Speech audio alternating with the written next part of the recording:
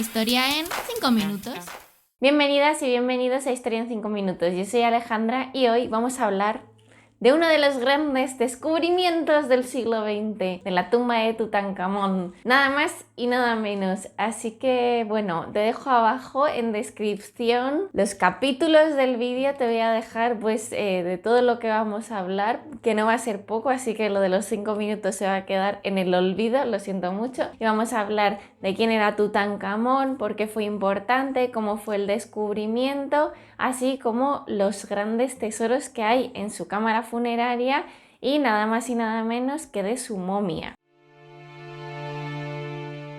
Tutankamón en realidad no fue un gran faraón del antiguo Egipto, no hizo nada relevante como otros como Seti I, Hatshepsut, Ramsés II, no tiene nada que ver con este tipo de faraón que reinó muchos años y que hizo grandes cosas, sino que Tutankamón murió en torno a los 18 años y el motivo por el que es tan importante es por el contexto histórico en el que se encuentra. Al igual que otros grandes faraones, vivió durante el Reino Nuevo, que es una época de gran esplendor político, económico, religioso y social del antiguo Egipto, y en concreto él vivió justo después de Akenatón. Es más, él nace durante el periodo de Amarna, del periodo de Akenatón. Tutankamón gobernó justo después de Akenatón y esto lo sabemos porque el primer nombre de Tutankamón es Tutankaten, pero también porque en su tumba se han encontrado algunos elementos que son propios del periodo de Amarna, como en su silla dorada, donde podemos observar el Atón al estilo amarniense, al estilo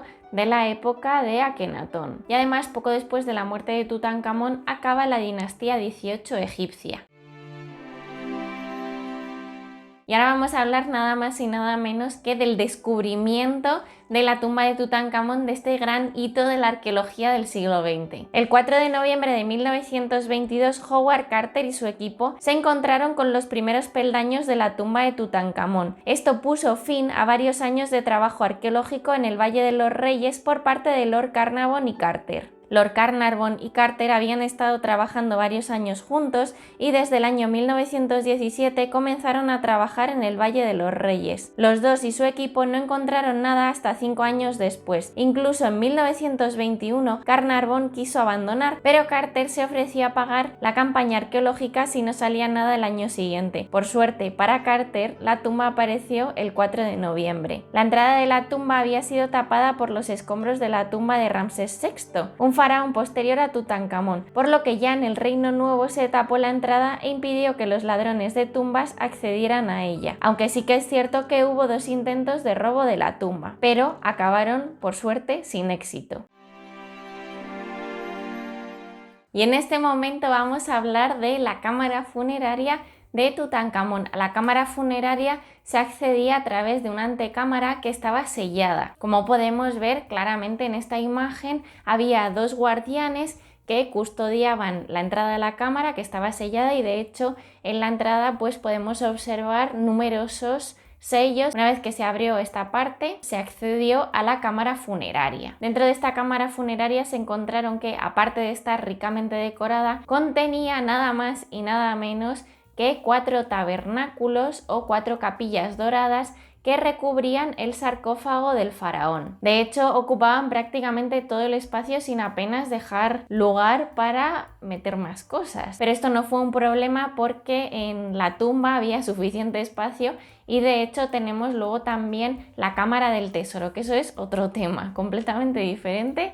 Y en ese berenjenal no voy a meter ahora. Estas capillas doradas son muy interesantes porque tenían puertas y además se ensamblaron dentro de la cámara funeraria. En las capillas doradas observamos diferentes elementos decorativos como el nudo de Isis, el pilar Yed, o también encontramos al faraón en presencia de diferentes divinidades o textos del Amduat o del Libro de los Muertos. Además, la forma de cada capilla tiene un significado. La primera capilla imita a una de la fiesta Sed, la segunda y la tercera reproducen la capilla del Alto Egipto y la cuarta y última la capilla del Bajo Egipto. Por lo que la forma de estas capillas no es algo casual, sino que la propia forma de la capilla reproduce una capilla importante del Antiguo Egipto. Debajo de la última capilla se encontraba el sarcófago y dentro del sarcófago encontraron 3 ataúdes más la momia que tenía su propia máscara. El sarcófago siempre es de piedra y en el caso del de Tutankamón es de forma rectangular. En cada esquina hay una diosa alada que está protegiendo al faraón y las diosas que lo protegen son Isis, Neftis, Neit y Selket. La tapa del sarcófago es de granito rojo que fue pintado posteriormente de color amarillo. Una vez que se abre el sarcófago se encuentran con el primer ataúd. Este primer ataúd de madera es el más grande y tiene una altura de 224 centímetros. En este ataúd vemos la presencia del faraón, con la diosa buitre y la diosa cobra saliendo de su frente. Esto es interesante porque lo vamos a ver de nuevo en el resto de ataúdes, incluso en su máscara funeraria. Las 2 diosas, Nekbet y Wadjet, el buitre y la cobra, protegen al faraón. Además, el faraón lleva el cetro y el flagelo. El segundo ataúd es el que conocemos como ataúd intermedio y mide 204 centímetros. Aquí el faraón lleva el tocado Nemes. Además, desde el punto de vista de la orfebrería, tiene un detalle muy interesante y es que tiene huecos donde se incrustaron pequeños vidrios coloreados. El tercer ataúd tiene una altura de 188 centímetros y es de oro macizo, por lo que este ataúd pesa unos 110 kilos. En este ataúd de nuevo observamos al faraón con el cetro y el flagelo y la barba trenzada. Al igual que en el resto de ataúdes, diferentes divinidades protegen el cuerpo del faraón, así como textos que le ayudan en su paso al más allá. Una vez abierto el último ataúd, se encontraba la máscara y la momia de Tutankamón. La máscara de Tutankamón constituye una obra maestra del arte egipcio. Vemos los mismos motivos decorativos que los que encontrábamos en sus ataúdes. La máscara está hecha de oro con algunos motivos decorativos realizados en pasta de vidrio, lapislázuli, obsidiana, cuarzo y feldespato. Además, en ella se incluyen textos en la parte posterior que vinculan a cada una de las partes del rostro a un dios diferente que protege esta parte en concreto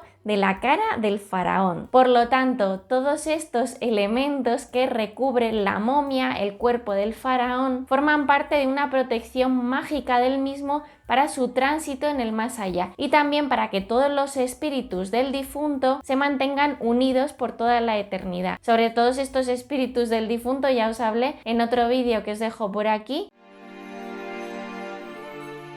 Y ahora ha llegado el momento de hablar de la momia de Tutankamón. Sobre la momificación y el proceso de momificación os hablé en este vídeo que os dejo por aquí, que creo que puede ser muy interesante que luego le echéis un vistazo para entender mejor todo esto que os voy a contar ahora. Cuando Carter abrió el último ataúd de Tutankamón se encontró una momia en muy mal estado de conservación. Y no solo se encuentra la momia de Tutankamón, también se encuentra su máscara dorada, así como una decoración y una disposición del vendaje del cuerpo y de diferentes elementos que recubren la momia que imitan a un ataúd. Por ejemplo, está imitando al ataúd en tanto en cuanto pues le ponen estas manos doradas que llevan un cetro y un flagelo, al igual que observamos en el resto de ataúdes, o bandas doradas que recubren el cuerpo de la momia y que imitan la decoración de un ataúd. Además, observamos una banda dorada que estaba dispuesta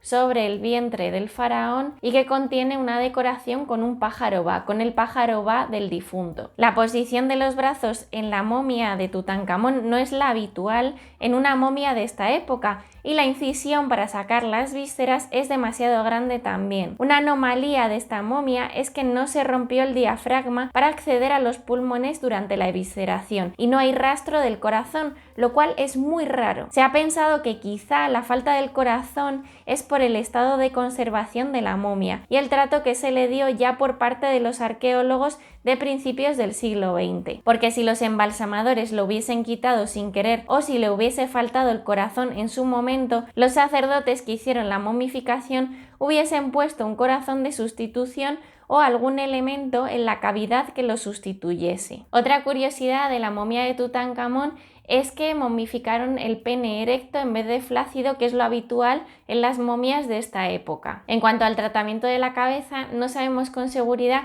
si el tratamiento que dieron a la cabeza de Tutankamón es el habitual o no entre los faraones de la época, porque las momias de faraones que nos han llegado del Reino Nuevo se volvieron a vendar en una época posterior cuando se volvieron a enterrar en otro lugar, por lo que el vendaje de su cabeza es único. Sobre la excerebración, que es la técnica de sacar el cerebro durante la momificación, ya os hablé en otro vídeo que os dejo por aquí arriba, que creo que es muy interesante que lo veáis si no lo habéis visto todavía. Si ya lo habéis visto, pues oye, refrescar nunca viene mal. En cuanto al cerebro de Tutankamón, se le sacó, sí, se le sacó, y se le sacó por la nariz. Hay otro elemento muy interesante en la momificación de Tutankamón y es el uso excesivo de ungüentos y de aceites. Este uso excesivo de ungüentos y de aceites provocó una carbonización del cuerpo, por lo que influyó en el mal estado de conservación en que se encontró en 1922, que impidió a Carter y su equipo quitar las vendas de la momia con facilidad. En las momias del Reino Nuevo y de otras épocas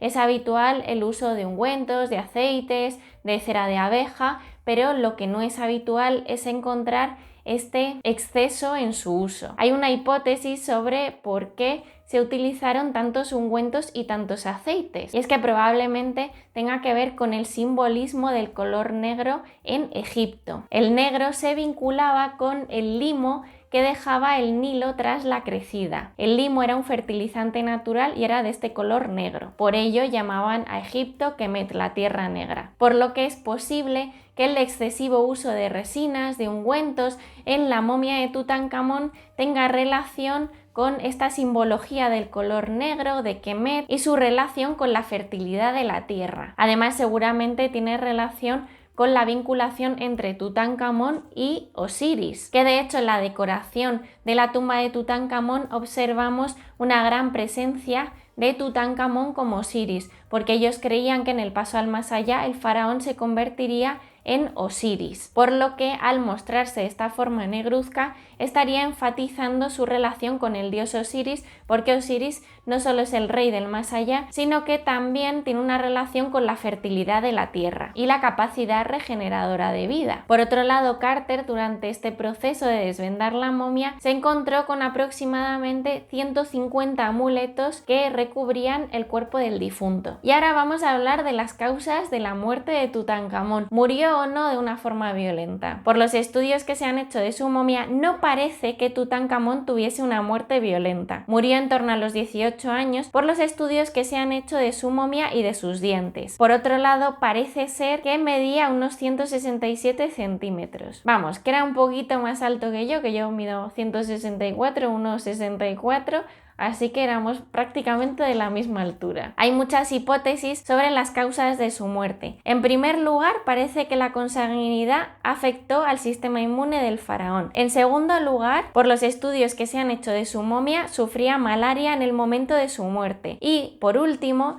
tenía una deformidad en el pie y es posible que tuviese un accidente antes de morir que derivó en una infección y que, junto con la malaria, le llevó a la muerte. En cualquier caso, todo esto son hipótesis. Todavía nos queda mucho por conocer sobre la muerte de Tutankamón y también mucho sobre su historia, porque, bueno, sigue habiendo muchas investigaciones. En cualquier caso, nos queda mucho por conocer sobre este faraón, también mucho por investigar sobre todo su ajuar funerario, todos estos objetos magníficos que aparecieron en su tumba y, en definitiva, pues nos queda por hacer mucha investigación y en los próximos años pues iremos descubriendo muchas más cosas fascinantes sobre este faraón, sobre su vida, así como la importancia de los diferentes elementos que se han encontrado en su tumba. Y espero haber arrojado un poquito de luz sobre Tutankamón, también haberte contado algo diferente que no hayas visto en otro lado